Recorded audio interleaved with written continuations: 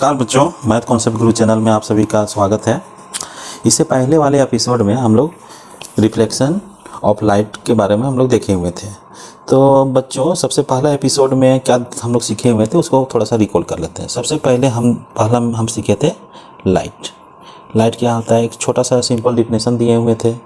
उसके बाद दूसरे में क्या हुआ था कि लाइट कहाँ से निकलता है, उसके लिए हम लोग लुमिनियस ऑब्जेक्ट और नॉन लुमिनियस ऑब्जेक्ट हम लोग देखें, नॉन लुमिनियस और लुमिनियस ऑब्जेक्ट देखें। अब ये तीसरा में क्या हम लोग देखें, तीसरा में हम लोग देखते हैं मतलब कि ये जो मैटर है, जो हम लोग का ऑब्जेक्ट है, उसके लाइट के साथ क्या इंटरेक्शन करता है उसके आधार पे हम बांटते हैं। 3 प्रकार का ऑब्जेक्ट मेरा बन जाता है इंटरेक्शन विथ लाइट के आधार पे। तो एक तो होता है अपारदर्शी, दूसरा पारदर्शी, तीसरा हो गया परभासी। उसको इंग्लिश में ओपेक, ट्रांसपेरेंट और ट्रांसलूसेंट बोलते हैं।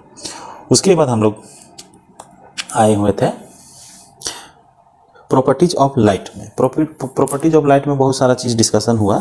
जो बच्चे नहीं देख पाए हैं तो मतलब कि वो देख लेंगे इससे पहले वाले वीडियो में, पहले वाले एपिसोड में। और हम लोग ये रिफ्लेक्शन ऑफ, इससे पहले वाले वीडियो में जो रिफ्लेक्शन ऑफ लाइट था वो कुछ डिफिनेशन हम सीखे थे। अगर क्वेश्चन पूछ दें कि डिफाइन रिफ्लेक्शन ऑफ लाइट, तो सिंपल से आप लोग बोल सकते हैं रिफ्लेक्शन ऑफ लाइट क्या है, एक फेनोमेना है। क्या का फेनोमेना है? Light of bouncing of light का फेनोमेना है। कब होता है bouncing of light? To the after striking एक सरफेस। यहाँ पे टू द सेम मीडियम होना चाहिए।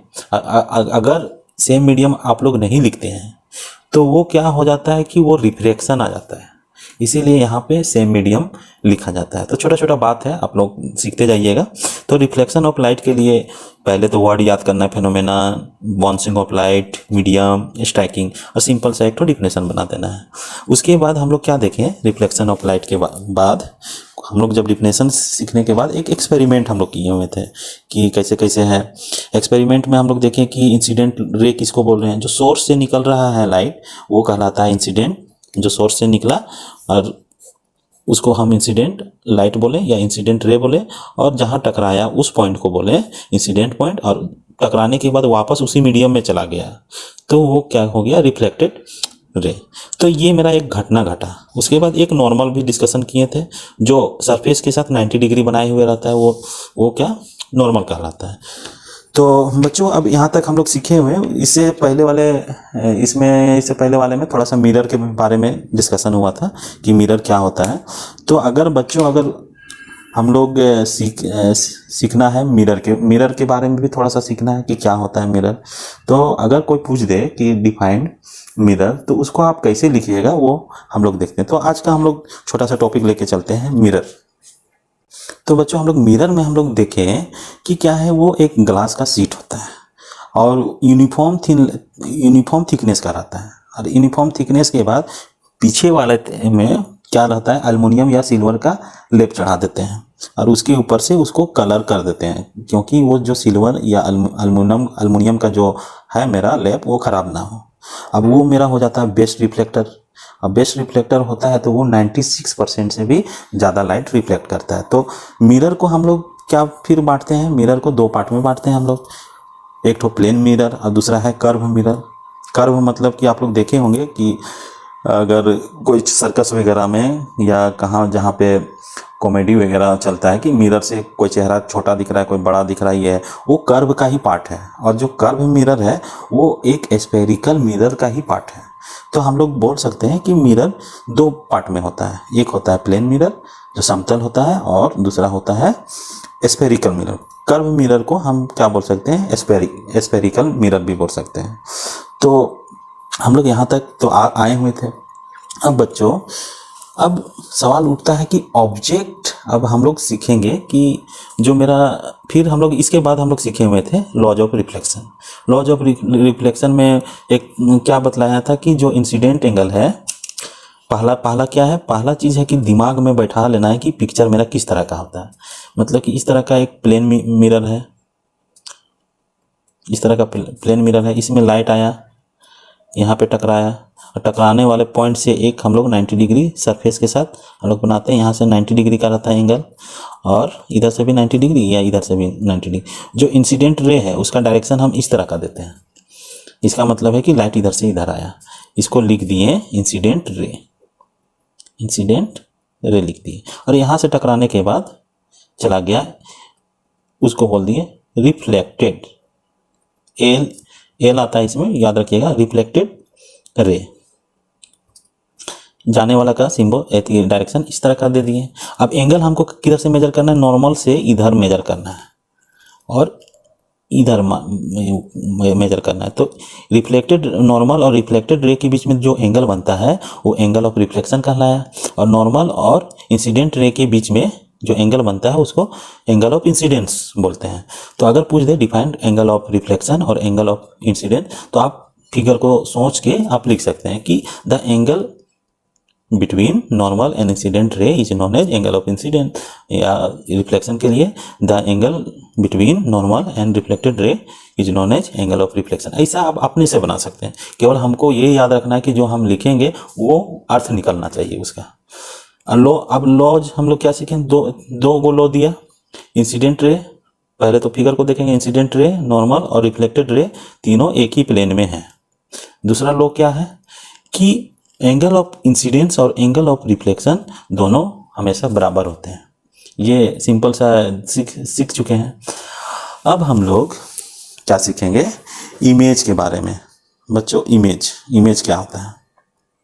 तो बच्चों जो इमेज है, आज का मेरा टॉपिक है इमेज।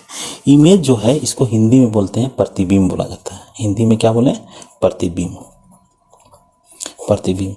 तो इमेज भी, जैसे हम लोग दर्पण दो प्रकार का मिरर हम लोग बांटे, वैसे ही इमेज भी दो प्रकार का होता है। एक होता है रियल इमेज और एक होता है वर्चुअल इमेज।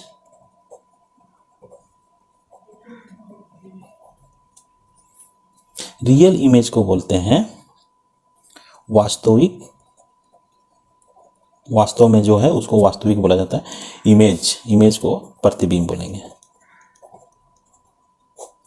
और वर्चुअल का मतलब होता है काल्पनिक, जिसको कल्पना किया जाए। काल्पनिक इमेज को क्या बोलेंगे, अभी सीखें, प्रतिबिंब बोलेंगे। तो दो प्रकार का इमेज होता है, तो रियल इमेज और वर्चुअल इमेज। तो मेरा मकसद है, अगर आप लोग को बोल दिया जाए कि इमेज क्या होता है, डिफाइंड इमेज ऑफ मिरर, तो हम लोग उसको कैसे डिफाइन करेंगे, या define image of an object, तो उसको हम कैसे लिखेंगे, आइए हम लोग सीखते हैं। दो प्रकार का इमेज हो गया, या पूछ देगा कि डिफाइन रियल इमेज या डिफाइन वर्चुअल इमेज, या what is properties of real image, what is properties of virtual image, ऐसा भी क्वेश्चन बोल सकता है। तो हम लोग सीखते हैं बच्चों इमेज का पहले डिफिनेशन। तो बच्चों हम image of an object, image का डिफिनेशन कैसे कर सकते हैं?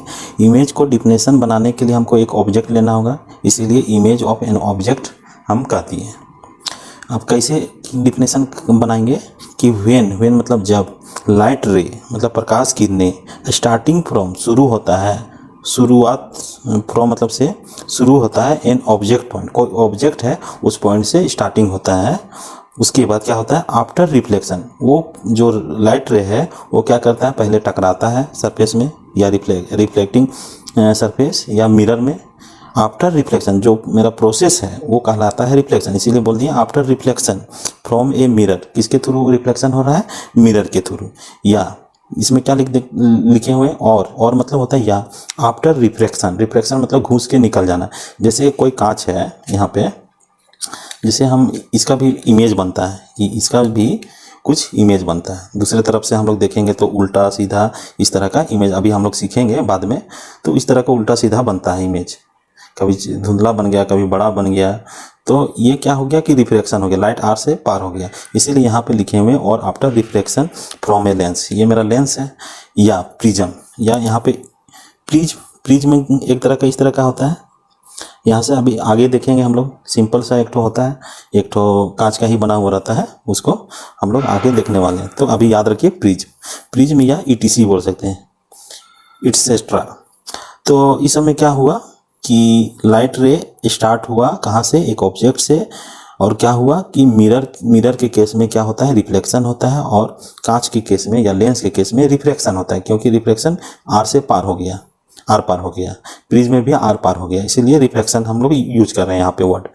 अब क्या होता है कि जो रे निकलता है वो क्या करता है कि या तो एक्चुअल में मीट करना है, मतलब वास्तव में मिलता है, या appear to meet at a point, और ऐसा लगता है कि वो इसमें मिल भी रहा है, तो उसको बोल दिए अपीयर टू मीट। मतलब कि ये अपीयर मतलब दिखना, कैसा दिखेगा, मीट एट ए पॉइंट, ऐसा लगेगा कि ये उसमें मिल जाएगा।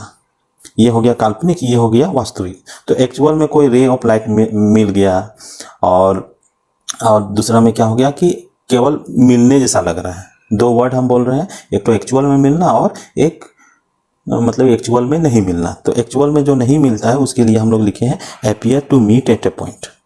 देन मतलब उसके बाद this point is called the image of an object. Image of object इसी को कहते हैं। तो देखिए कैसे करते हैं। एक अगर हम लोग फिगर जब बनाते हैं इस तरह का, तो क्या होता है, ये मेरा एक प्रकार का कॉनकेव मिरर है। इसमें से आप लोग देखे होंगे डायग्राम, इसको समझेंगे बाद में, अभी केवल देखना है क्या है।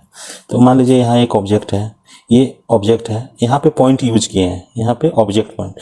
तो इस पॉइंट से हम एक रे ऑफ लाइट निकालें और ये चला गया ऐसे। अब दूसरा रे ऑफ लाइट, हमको तो पॉइंट कटिंग चाहिए रे ऑफ लाइट से, तो ये जो डायरेक्शन है, हम गया यहाँ, वहाँ से टकरा के इधर आ गया, इसको और बढ़ा दिए, रुकता नहीं है, ये आगे बढ़ जाता है। दूसरा क्या है कि यहाँ से हम बढ़ाएं रे ऑफ लाइट, तो इसका जो कटिंग पॉइंट है, ये पॉइंट का इस तरह का यहाँ पे बन गया। तो ये है क्या किया कि ये जो ओरिजिनल जो लाइट है वही रिफ्लेक्ट हुआ और यहाँ पे मेरा एक्चुअल में मिला, तो इसी को वर्ड यूज किए एक्चुअली मीट। ये भी एक प्रकार का, ये तो एक प्रकार का इमेज ही है ना। अब क्या करेंगे, appear to meet. Appear to meet में क्या होता है कि मान लीजिए ये कॉनकेव है, कॉनकेव मिरर है, देखेंगे कैसे कैसे इमेज बनता है वो भी हम देखेंगे, ये कैसे ऐसा दिख रहा है वो भी सीखेंगे। तो इसमें क्या होता है कि एक हम सामने लिए, यहाँ से आया, ये लाइट इधर चला गया। दूसरे में क्या हो गया, ऐसे लाइट आया, लाइट रे यहाँ से गया और इसी में टकरा के आ गया इसमें। तो इसमें क्या लगेगा, इसको अगर हम पीछे बढ़ाएंगे तो ये दोनों क्या हो जाएगा, मिल जाएगा। तो इसी को बोलते हैं appear to meet at a point. Actual में ये रे ऑफ लाइट मिला नहीं, ये रे ऑफ लाइट दोनों मिला नहीं, ये केवल ऐसा लग रहा है कि ये पीछे जाके मिल रहा है। तो अभी हम लोग इसीलिए इस आधार पे हम लोग दो इमेज बनाते हैं, एक रियल इमेज, एक वर्चुअल इमेज। अभी सीखेंगे, केवल हम इमेज ऑफ ऑब्जेक्ट के बारे में हम लोग सीख रहे हैं। इसका मतलब हम सीखें कि एक्चुअल में रे ऑफ लाइट मिला, और appear to meet at a point को हम ये सीखें कि ऐसा लग रहा है एक्चुअल में लाइट नहीं मिल रहा है, लेकिन लग रहा है कि वो आगे घुस के मिल चुके हैं। तो ये हो गया काल्पनिक, ये हो गया वास्तविक। अब then this point is called image of an object point भी बोल सकते हैं। तो मोटा मोटी हम लोग को क्लियर हो गया इमेज ऑफ ऑब्जेक्ट का डिफिनेशन क्या होता है। उसको फिर से एक बार रिकॉल करते हैं कि जब कभी लाइट रे starting from A object point, कोई भी यहाँ पे ऑब्जेक्ट है मेरा, इस एक तो पॉइंट हम लिए, ऑब्जेक्ट का एक पॉइंट लिए, वहाँ से रे ऑफ लाइट निकालें। आफ्टर रिफ्लेक्शन, जब हम आईना से टकराएं, मिरर से टकराएं, तो मेरा लाइट रिफ्लेक्ट हुआ, तो ये प्रोसेस रिफ्लेक्शन का है। तो after reflection from a mirror, अभी इसको भूल जाइए, इसको कंफ्यूज कर जाइए कभी। तो after reflection from a mirror क्या हुआ, एक्चुअली मीट, क्या मीट किया, लाइट रे एक्चुअली मीट या appear to meet a point. इसमें क्या हो गया, appear to meet a point. तो ये जो इमेज मेरा बना, then this point is called as image of an object point. तो हम ये बोल सकते हैं डिफिनेशन इमेज। आप लोग बार बार इसको रिकॉल करते रहिएगा तो समझने लगिएगा, एक बार में समझ में नहीं आएगा। तो बच्चों आज इतने ही रहने देते हैं। वीडियो को देखने के लिए आप सभी का धन्यवाद। इसके आगे वाला एपिसोड में हम लोग टाइप्स ऑफ इमेज देखेंगे। ऐसे तो देख लिए हैं, दो प्रकार का होता है, लेकिन इसका जो डिफिनेशन लिखना है वो हमको सीखना है। तो वीडियो को देखने के लिए धन्यवाद। अब मिलते हैं नेक्स्ट एपिसोड में।